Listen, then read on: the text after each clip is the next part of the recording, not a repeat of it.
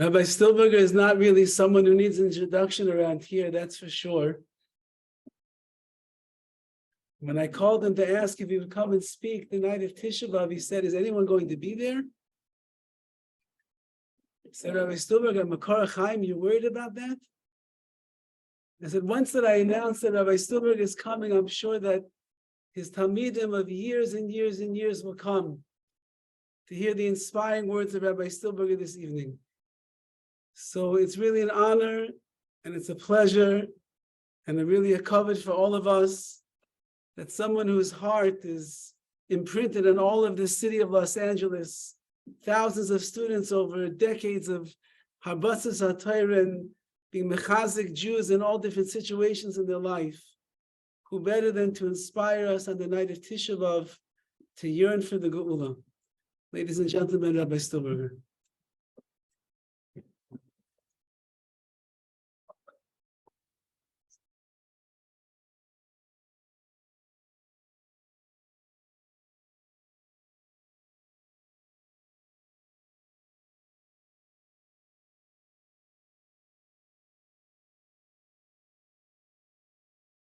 Should have really known that if there's a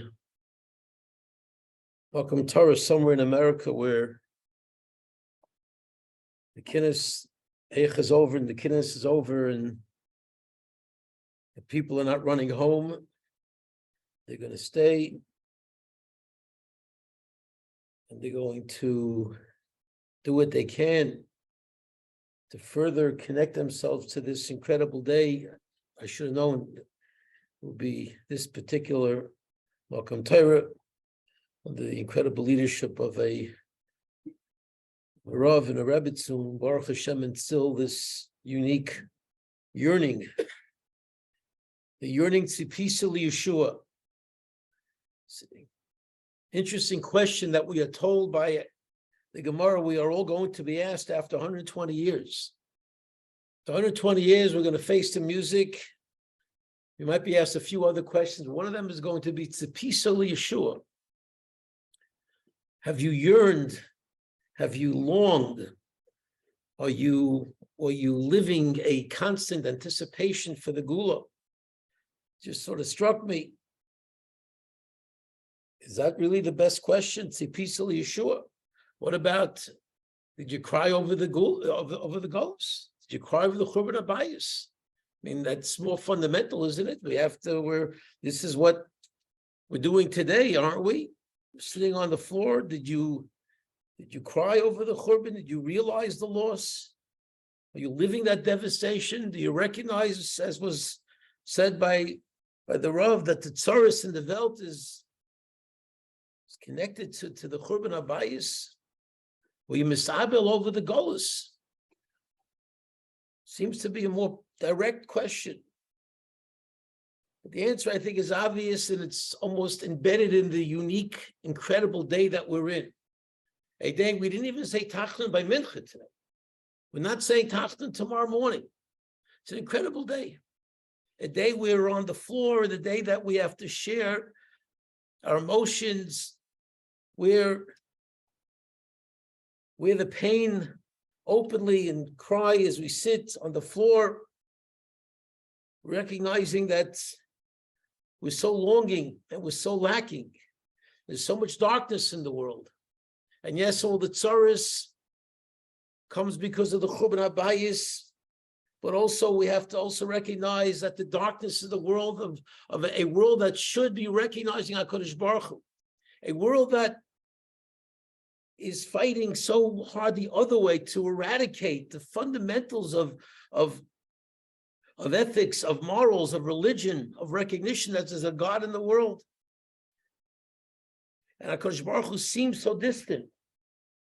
And the pain that it should cause us, that we have a world that we're living in, a world where HaKadosh Baruch Hu is so kind, and he showers us with so much kindness, and yet it's a dark world.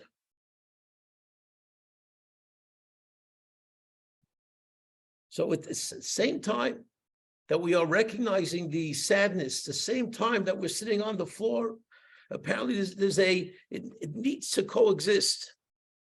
What needs to happen is at the very same time that we recognize the devastation and we cry over it, we also have to be tzapisa Yeshua.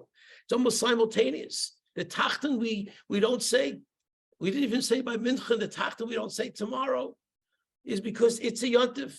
Because we recognize that the tears are connected to not just a connection to the past. We're crying because of what happened. That wouldn't be the relevant tears. We are crying for what hasn't happened yet. We're crying because we absolutely have to feel. The Chavetz Chaim is so clear, and he talks about the fact that the certainty of our hearts about the fact that there will be a Geulah, that it's going to happen. We're crying that it hasn't happened yet. HaKadosh Baruch Hu, please, those were the last words that we mentioned in the kiddos tonight. Please, HaKadosh Baruch Hu, let it be the time already. How many tears have to be shed? How much sorrow has to be felt? How dark does the world have to be before you shine your light and you bring us back home? But it has to be with the absolute conviction that it will happen. It needs to coexist, and that's the piece of Yeshua needs to be part of that crying and the tears of the action of the absolute recognition is going to happen. And that's why the Chavetz Chaim tells us incredible perek. He writes here in Sefer Machne Yisrael and Perek Beis, incredible piece. People have the time to go through it. It's really amazing. But he says he tells us that the Nevi'im compare the longing for the Beis Hamikdash and the fact that we're still in a golus and we're waiting with a peaceful Yeshua, but the comparison is like a husband and a wife who Baruch Hashem, they're excited that there's a baby coming. Oh, when is that baby coming? When is that baby coming? And sometimes it comes early, sometimes, or sometimes it doesn't come so early. But we're waiting and another day, and another question. When with the inducing and all that. But is there any question that baby's coming? The baby's coming. You see the sonogram. You see it. It's coming out. You just don't know when, but it's coming. The comparison that the Nevi'im draw between the Golus and between the anticipation and the longing and the waiting of a Isha Hara, a pregnant woman, it's drawn very specifically for that reason, because it has to coexist with the sense that this is going to happen. And that's why the Yontif is here, where it's not just theoretical. We don't say Tachton. It's part of our essence. To be able to have these two feelings coexist is it's unique, it's incredible, and yet this is what's expected of us. The Chavetz Chaim goes out of his way, and he's nervous. He's telling us, don't you fall into that trap. Don't you start thinking that you're not worthy enough. Don't you start thinking that HaKadosh Baruch Hu can't pull this off. He can't pull it off. He can't pull off in this crazy world. Maybe sometimes we wonder, how could it happen? How is it possible? We've seen in our lifetimes amazing things. We've seen iron curtains fall. We've seen a nation in 1945 who you would not have imagined could do anything in terms of rebuilding itself. And what do you see 50, 60, 70 years later? Not to mention what's happening in Eretz Yisrael and just the miracle of that particular event in history, but just our resurgence, the fact that we're here. These are amazing miracles in front of our eyes, where HaKadosh Baruch Hu is reminding us again and again and again from the beginning of time. Avrohom Avinu with Sarah against all odds. Yitzchak in his situation against all odds. Yaakov Avinu crosses a Makkah with nothing, doesn't have a penny to his name, comes back. You can have imagine 12 powerful tribes, the most powerful man in the world. And Yosef, where he is, he says, go through history. He points at every single time in the most desperate, darkest moments, when you say to yourself, it can't happen. How could it happen?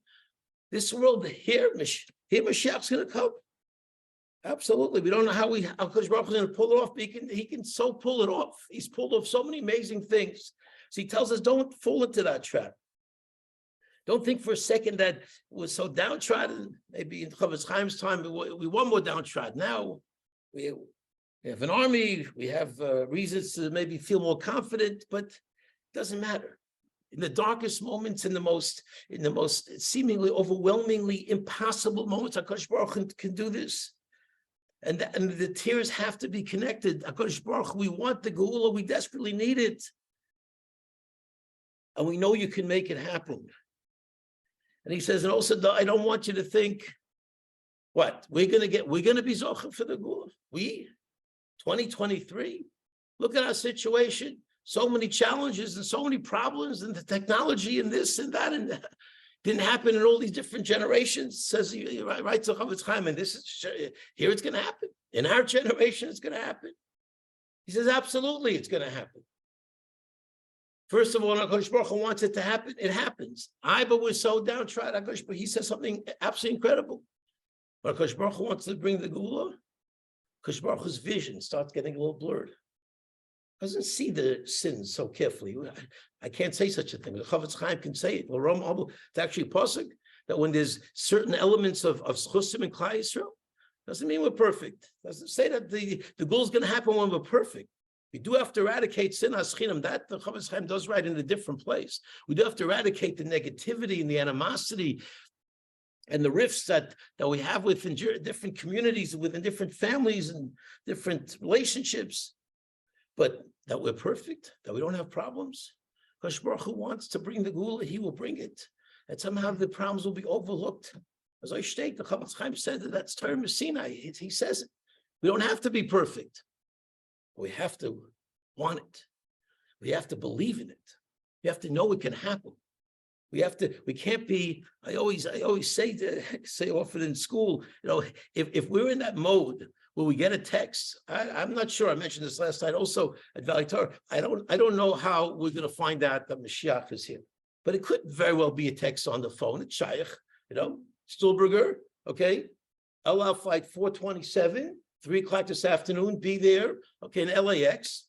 You're on, you and 450 other people in the different flights. I don't know, but it's possible. If our reaction is, who's playing the practical joke on me? That's a reaction. Oh, good. Not acceptable. Wasn't the Chavetz Chaim's reaction? Was a tumult around his house, and there was a whole big commotion. He ran to his closet to get his special Mashiach suit because, finally, it's happening. He had a special Mashiach suit that he never wore because he saved it for that amazing day. Because he lived with that reality. It's going to happen. And because we need to live with that reality. We have to feel it. That's the peacefully sure. That's why that question is the paramount question. And he says, so HaKadosh Baruch Hu wants to make it happen, he can make it happen. And the fact that we don't compare to the 100 years ago and 200 years ago, and certainly not to 1,000 years ago, he says, first of all, he says, we are on the backs of the giants that lived before.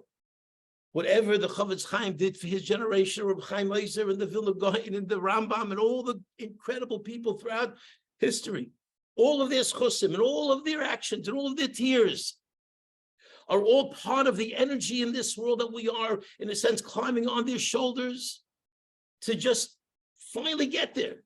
We're so close. We'll finally have to get there. It's not only us, but he says we're on the shoulders of giants. That's what we are. That's who we are. And that's the schus. The schus is not going to be just our schus. But another point, and I know, yes, the Rav said we're sort of longing for Lakewood, and yes, it's an incredible place. And certainly you go to Eretz Yisrael, you see the Mir Yeshiva, and you see this incredible Mekaymus HaTorah, no question. But there's another dimension of saying the miracle right here, right now. Sitting in this shul, in this incredible Makom Torah in Tarzana. I think it's called Tarzana still, right? So this is not a miracle. My Rabbi would all say, Rabbi he was joke about the fact that when Jews got to America, and there are a lot of them who didn't want all the resurgence of Torah, they didn't want to be in Brooklyn with all these religious Jews. So how can I escape? Where can I go? So when things got a little, too crowded in Chicago, where do you go? You run to LA. LA, can escape in the 50s in LA. Can nearly find a Jew. If you found a Jew, he wouldn't look like a Jew. Finally, What happens? After a couple of years, Jews start coming in, yeshivas start happening. They're starting the kosher restaurants, Jews are moving in. Where do I run? I run to the valley. The valley is where you run to escape. And I guess that when Valley Village, you move out to Tarzana, I'll escape there. Doesn't work. Doesn't work. You can't escape. Because where there are Jews and there's sincerity, there's Torah, there's growth, there are miracles. And who knows how Kadosh Baruch Hu looks down. Yes, every place is holy and everybody has chusim, but the chusim here, the chusim of people fighting the forces of such negativity, and they just persevere. Families that emerge, these are incredible chusim. And it's so important for us to recognize that, yes, we can do this. We can be the door. It is critical. So pasuk in last week's parsha, incredible pasuk that sheds the light on exactly how we are still suffering from this incredible, horrible night of Tisha B'Av, back when the Jewish people were in the desert. And what happened? They sent out those spies, and they came back with a negative report. And they Yeshua and Kalev were the heroes, but fell on deaf ears. The Jewish people said, "No, we can't do it." And there's a pasuk in this last week's parsha that is so you can't even believe the words that came out of the Jewish people's mouths. How could it be? How can you say such a thing? But this was the reason. And HaKadosh Baruch Hu said that night, he said, "That's what you're crying because you don't think you're going to Eretz Yisrael. That's why you're crying. I will give you reason to cry," he says. "I will make this a night of infamy throughout Jewish history until we turn it into a night of celebration, a day of celebration. It will be a night of infamy throughout Jewish history because you cried for nothing. You didn't believe it that I can do it." But the Klal Yisrael went more than that. They didn't say it that way. Because how would you intellectually not believe that HaKadosh Baruch Hu can't take a sin? So says Moshe Rabbeinu, in quoting the Jewish people, he says, HaKadosh Baruch Hu, no, we're not going in. We can't go in. Why? Crazy, incredible words. You can't say, how could you think such a thing? B'sinas Hashem Elokeinu. He hates us. God hates us. God hates us. Does God have hate in his essence? God is a loving God. How in the world can you imagine a God that can hate? And that's, he says, HaKadosh Baruch Hu hates us. That's why he brought us out to perish and to be wiped out in the midbar, in the desert. How do you say such a thing? What does the Sephonah say? Amazingly, yeah, he hates us because we deserve it. He hates us because we're rotten. He hates us because we served Avodah Zarah in Mitzrayim, and we can't get rid of that Aveira. And because we can't get rid of that Aveira, it's almost like almost a holy sense of complete lack of self-esteem. Almost, it was rooted in a certain sense of we're not good enough. We can't do this. Because Baruch Hu will not redeem us. You hear such a thing? Yeah, a person, this is a phenomenon. It's not only then. There are people, wonderful people who, because they sin and because they make mistakes and because we're not living in a world where there aren't challenges and we fail. And in that failure, we somehow become so downtrodden. We look in the mirror, we say, we can't do this, I'm not worthy. And maybe we might be sitting on the floor, we might even be crying. But in our hearts, we're saying, I'm going to be Zocha. I'm going to be Zocha. We're going to be Zocha. We're going to be able to merit the redemption. We're going to bring Mashiach. We're going to be the ones dancing when Mashiach comes and bring us all to Yerushalayim. The answer is absolutely we are. Absolutely, because as the Mefarshim say, how do you ever say that HaKadosh Baruch Hu doesn't want you back? All you have to do is just connect to him. All you have to do is cry those tears and long for him and want that connection. No matter what you did in the past, it's an incredible lesson. But it's a lesson we have to know today because we're not perfect today. But it's HaKadosh Baruch Hu saying to us, don't you ever think in those terms. Don't you ever feel that because you've made mistakes. Of course you made mistakes. And of course, yes, in this world, in this crazy times that we're living in, overwhelmed by so many things out there. But HaKadosh Baruch Hu loves us. And if we sit on the floor and we go through the challenges of life, and we push ourselves to keep a Shabbos and to daven and to do the best we can do. Are we perfect? We're not perfect, but does HaKadosh Baruch Hu love that? And does he welcome us with open arms, and he's waiting and he's longing? This was the fact that we could have thought that way because we sinned. Yes, we did a terrible sin. Avodah Zarah is a terrible sin, but that was in the past. It's a different day. It's a different reality. Forget the past. Move to HaKadosh Baruch Hu. Turn to HaKadosh Baruch Hu. Beating yourself up. It's mamash yetzer hara that literally convinced the Jewish people we're not good enough. We sinned. So mamash a holy yetzer hara. It was so bad. We sinned. If you're saying too much, you sin. That's not coming from a good place. Coming from a very bad place. Yeah, okay, you sin. Move on. Because Baruch Hu's waiting for us. And it's so, these are all thoughts that the Chavetz Chaim tells us are so important to remember. And he says something else which is so critical to peaceful Yeshua. What does it mean to peaceful Yeshua? It doesn't just mean salvation of the great salvation of Mashiach coming. It also means, and he quotes the Arizal, and how would this so enhance our tefillos if we can say, quotes the Arizal, when we say these words, we say these words, so the Yeshua that we're waiting for is not just the Yeshua of HaKadosh Baruch Hu taking Klal Yisrael, bringing us back to Eretz Yisrael with Mashiach and rebuilding the base of Mikdash. It's L'Yishuascha Kivinu Kol Yom. I am yearning for your salvation every day. Because every day when I have issues and I have challenges and I have problems and I have something that I need, who am I going to turn to? The boss is going to give me the raise. This one's going to do for me. That one's going to do for me. Do you forget about the Emunah and Bitachon? Forget about who runs the world. Means every single day we have to get back to the basics of understanding who runs this world, and what are we longing for? What are we running after? We should be running after one thing. That's a relationship with HaKadosh Baruch Hu. It's chusim, mitzvos.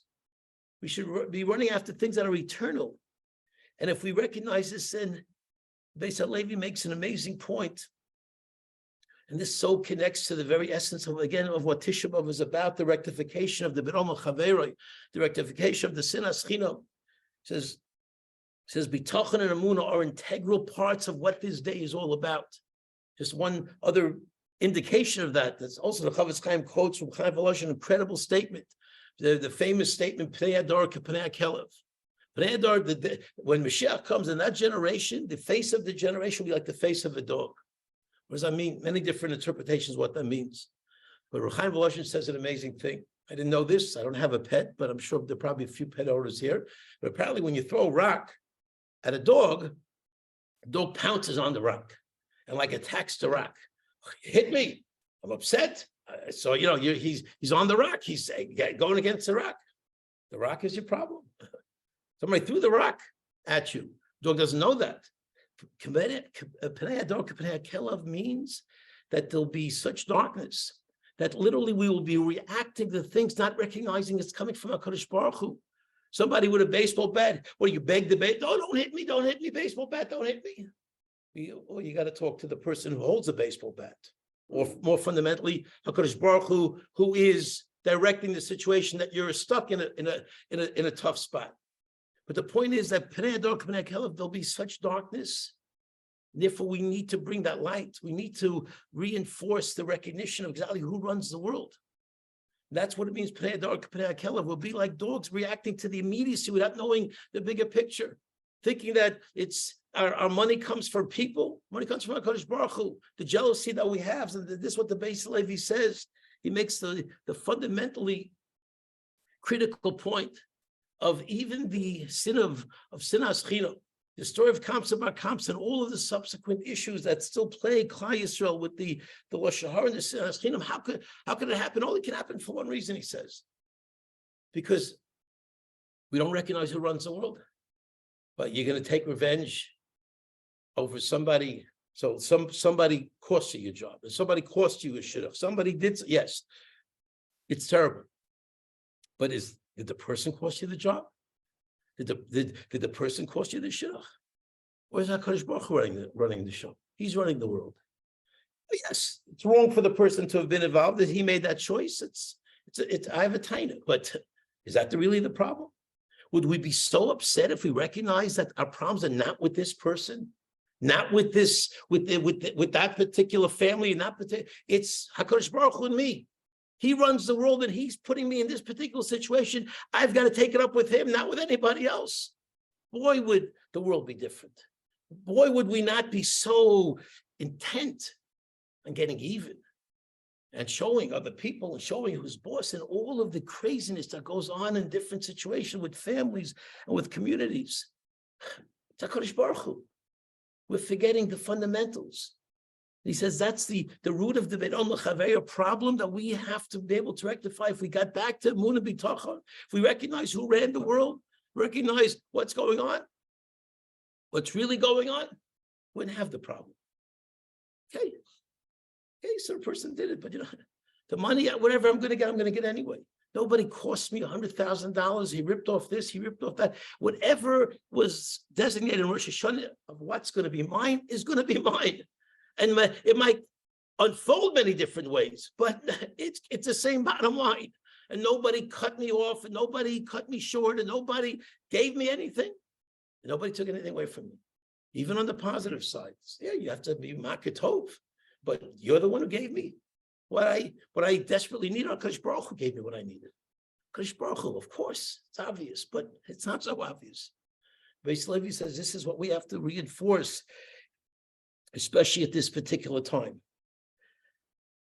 Maybe just one last point. Just this idea of the nechama, the idea of having the dual emotions within us, the pain of the darkness of the world and the pain of the tzaras of the Welt, but pain that we know it's right around the corner, the pain that has to come with the recognition that HaKadosh Baruch Hu, you will make this happen soon. We please make it sooner than later. That recognition is so critical. And the Mashop explains at the very end of Makos, and he says something that we have to use on a regular basis just to see the incredible Yad Hashem, and that HaKadosh Baruch Hu is indeed running the world, and it allows us to reconnect to that realization and to reinforce all of these principles again, because it all goes down to that relationship. He talks about it in the very end of Makos, where we know the story of Akiva's walking with his friends, and they're crying and he's laughing, and why are you crying? Why are you laughing? Back and forth. And he says, why am I laughing? I'm laughing because I see exactly this point, because I see when these nevuahs happen, when I see the prophecies coming forth and coming true, I know HaKadosh Baruch Hu is going to bring the redemption. And he answered, Akiva, you comfort, you comfort us. Those are the last words of the Gemara there. And I realized, it sort of struck me. I think it's pshat. I mean, the Mashal points out what did Rabbi Akiva see? He saw that Eretz Yisrael is desolate when Klal Yisrael's not there. Now he saw it then. How amazing is it over the hundreds of years that Jewish people were away from Eretz Yisrael and other nations were there? What was Israel? Israel was a barren wasteland. The prophecy and the prediction that the only people who can settle Eretz Yisrael and build Eretz Yisrael and make Eretz Yisrael beautiful and glorious are the Jewish people.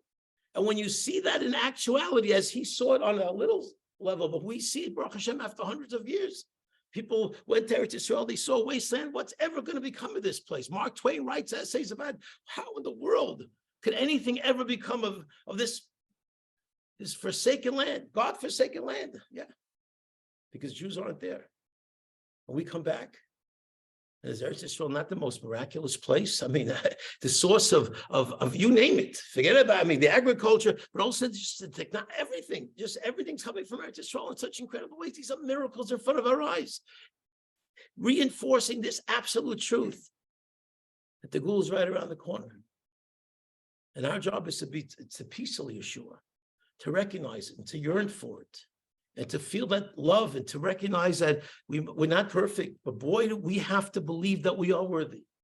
We have to believe that, yes, HaKadosh Baruch Hu loves us, our generation. Because the truth of the matter is, and I say this to the kids, there's probably no generation in the history of the world where our kids can say to HaKadosh Baruch Hu, we're as bad as challenges anybody ever. Did anybody have our challenges? Anybody have all this technology, all these phones, all these things, whatever we have at our fingertips? No.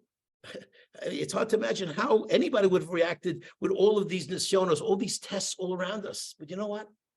They're amazing. And kids push, and kids persevere, and kids fight to be from, they fight the forces out there in the world, and they're incredible. They're inspiring. I feel small sometimes next to these young men and women that I see that I have this chus to see, and these are all over. They're all over America. They're all over the world. Men and women, boys and girls, teenagers, kids who just push ahead. They know the truth.